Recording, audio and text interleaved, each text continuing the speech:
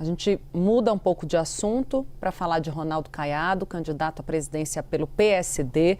Hoje em São Paulo, ele apresentou o plano de governo na área da segurança pública. O ex-governador de Goiás propôs medidas para combater o que ele chama de terrorismo doméstico.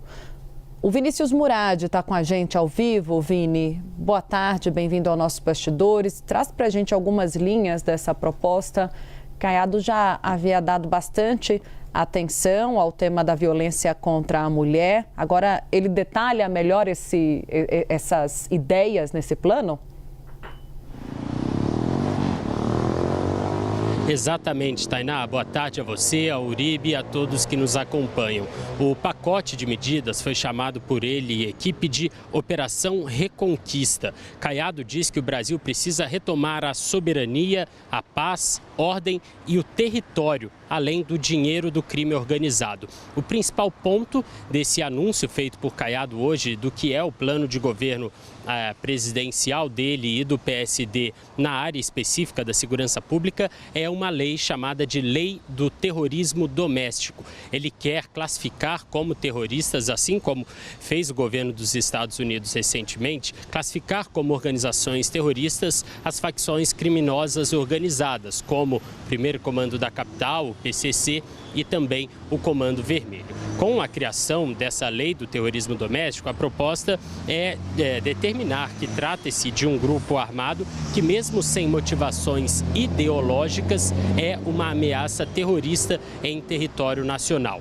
Entre diversas medidas que Caiado propõe nesse sentido está a criação de uma rede de 40 presídios de segurança máxima, que custaria, segundo a campanha, cerca de 3 bilhões de reais, de modo a limitar a comunicação dos presos com o mundo exterior e também endurecer as medidas de combate ao comando das facções criminosas que ele quer classificar como terroristas. No sentido de organização de governo, de Estado, para implementar essas medidas, Caiado propõe a criação de um Ministério da Segurança Pública. É uma discussão, muita gente já defendeu, o Brasil já teve Ministério da Segurança Pública separado do Ministério da Justiça e para essa pasta, Caiado disse ter convidado Lincoln Gaquia, procurador de justiça aqui do estado de São Paulo, ele que é o chefe do GAECO, o braço de combate ao crime organizado e um dos principais inimigos, rivais do PCC, do Primeiro Comando da Capital. Eu perguntei ao candidato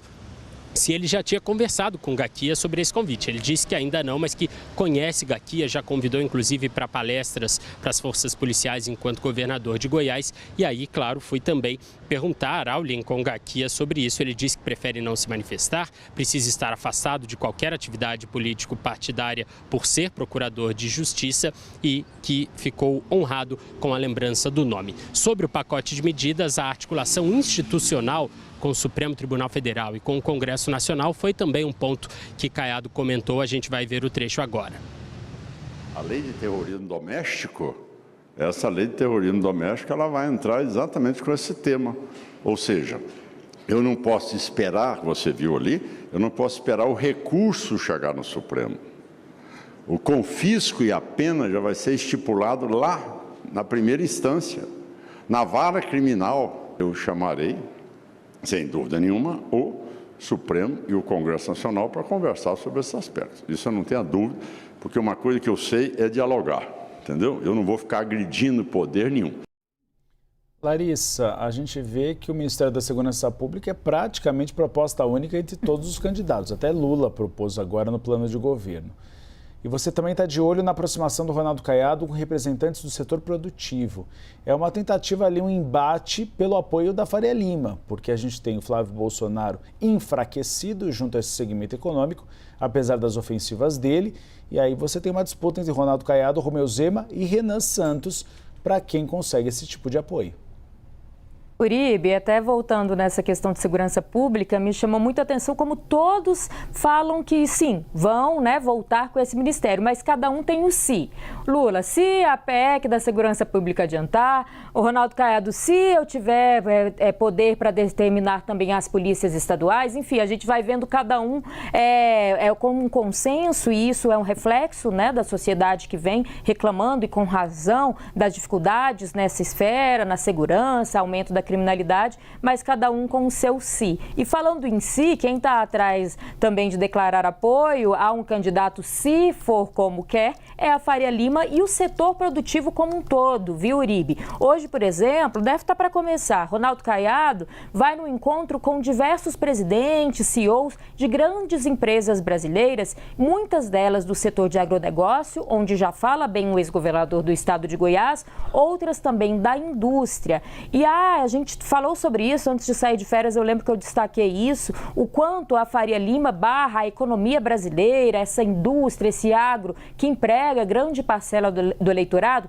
está procurando um candidato para chamar de seu, se, como eu brinquei agora, for como eles querem e imaginam essa segurança jurídica que sempre citam, a questão da economia para os próximos anos. Fala-se muito claro do aumento ali de algumas taxações também para que esse empresariado possa voltar a crescer. E Ronaldo Caiado, neste momento, tem sido um dos escolhidos para, quem sabe, ser o favorito e o queridinho da Faria Lima e desse setor empresarial brasileiro.